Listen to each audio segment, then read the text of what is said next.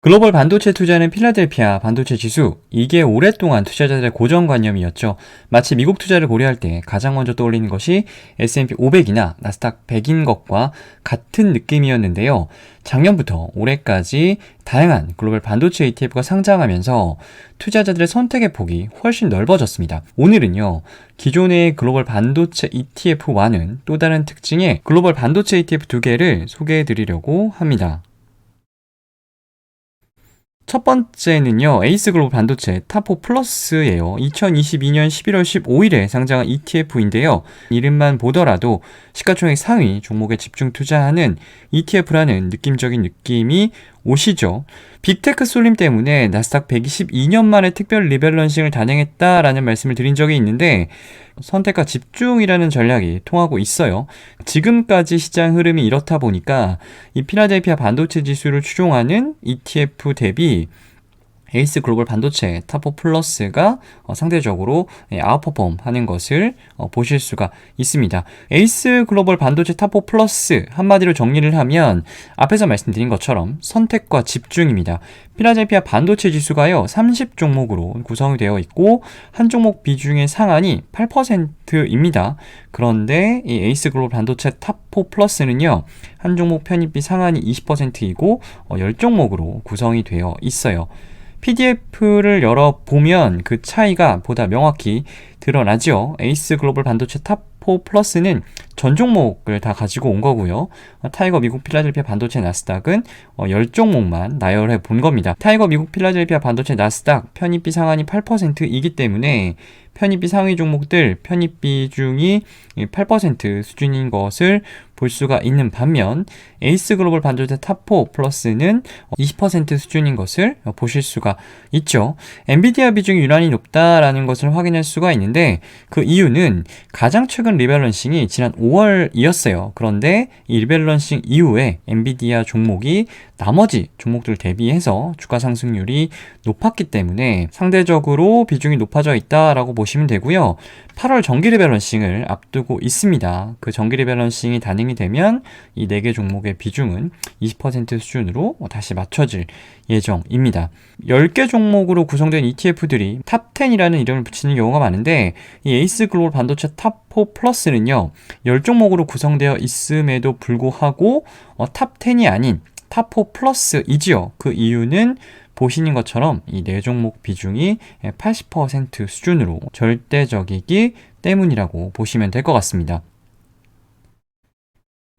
종목 선정 과정을 전체적으로 보면요, 일단은 한국과 미국 거래소에 상장된 반도체 섹터 내 종목들을 기본적인 유니버스로 가져갑니다.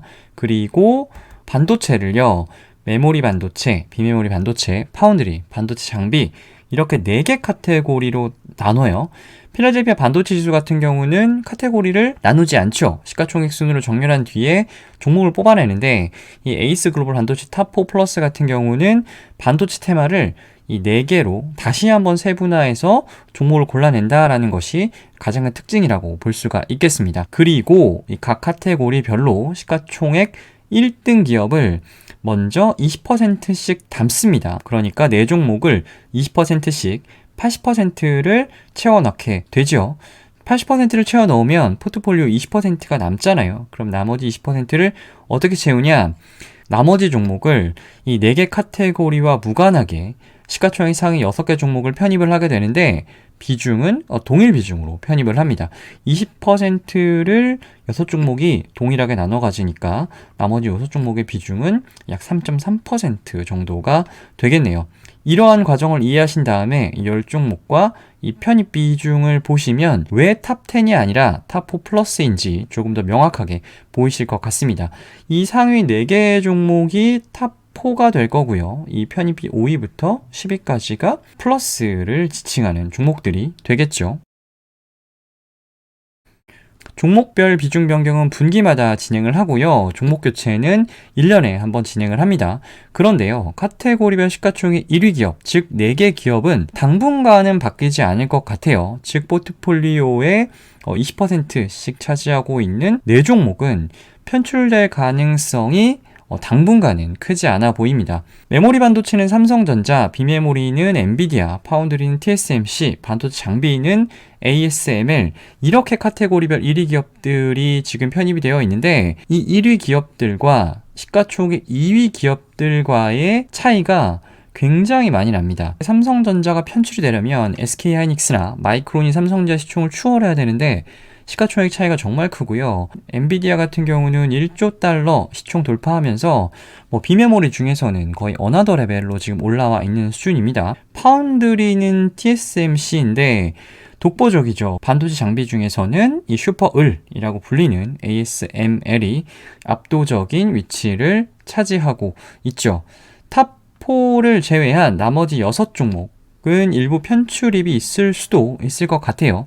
그런데 편출입이 있다고 하더라도 탑4를 제외한 이 나머지 6개 종목들의 비중은 3.3%에 불과하니까요. 포트폴리오에 실질적으로 미치는 영향은 상대적으로 미미하다라고 볼 수가 있겠습니다. 타이거 미국 필라델피아 반도체 나스닥, 코덱스 미국 반도체 MB와 같이 글로벌 반도체 대표 지수를 추종하는 ETF에 투자하는 것이 낫냐? 아니면 오늘 설명드리고 있는 선택과 집중 전략의 반도체 ETF를 투자하는 것이 낫냐?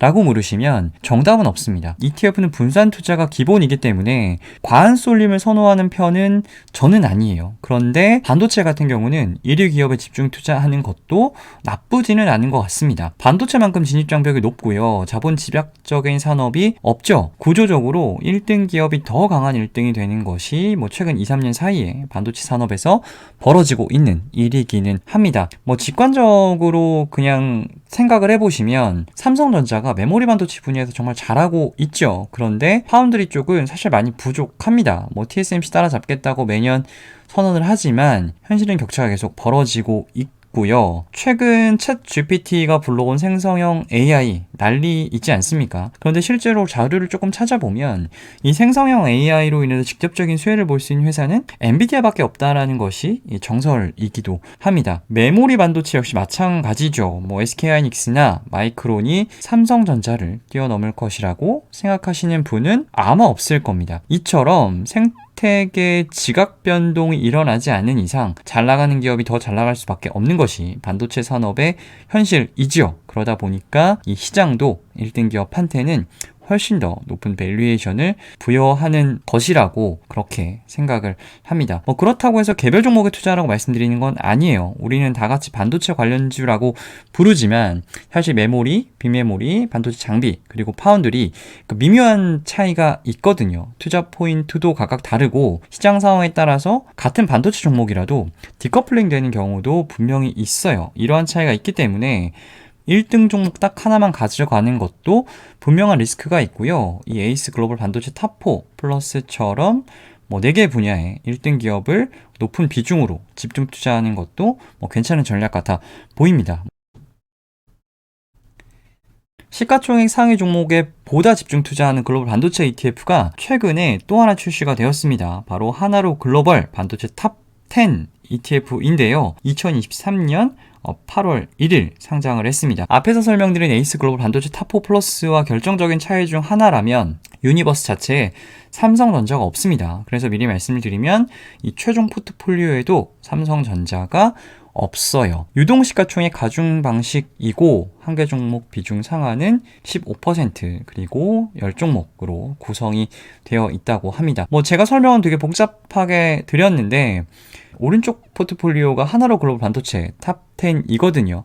나스닥 100의 탑10 버전이 타이거 미국 테크 탑10 ETF라면 필라델피아 반도체 지수의 탑10 버전이 바로 하나로 글로벌 반도체 탑10 ETF라고 보시면 될 것 같습니다. 에이스 글로벌 반도체 탑4 플러스 기준, 그러니까 메모리, 비메모리, 파운드리, 반도체 장비 이 4개로 편입 종목들을 구분을 해봤어요. 인텔 같은 경우는 종합반도체 회사인데요. 이 중에 어디로 넣어야 될지 몰라가지고 그냥 제가 인텔이라고 임의로 빼놨습니다. 이렇게 보면 하나로 글로벌 반도체 탑10 가장 눈에 띄는 특징 하나가 딱 보이죠. 네, 메모리 반도체 종목이 없습니다. 삼성전자가 유니버스에 없고요. 반도체 관련주를 그냥 통틀어서 시가총액 순으로 10종목을 딱 자르다 보니까 상대적으로 시가총액이 작은 마이크론이 10종목 내에 들어가질 못하면서 결과적으로는 메모리 반도체 종목 기업들이 하나도 편입이 되질 못했습니다. 뭐 나중에는 또 들어갈 수도 있겠지만 일단 지금은 없어요.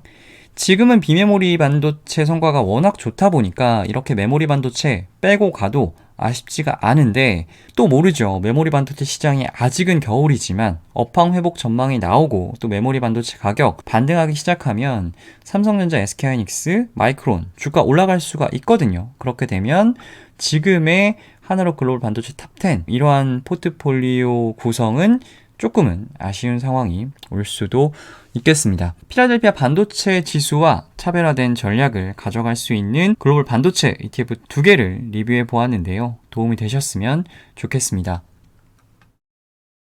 ETF를 읽어주는 남자, 오늘은 여기까지입니다.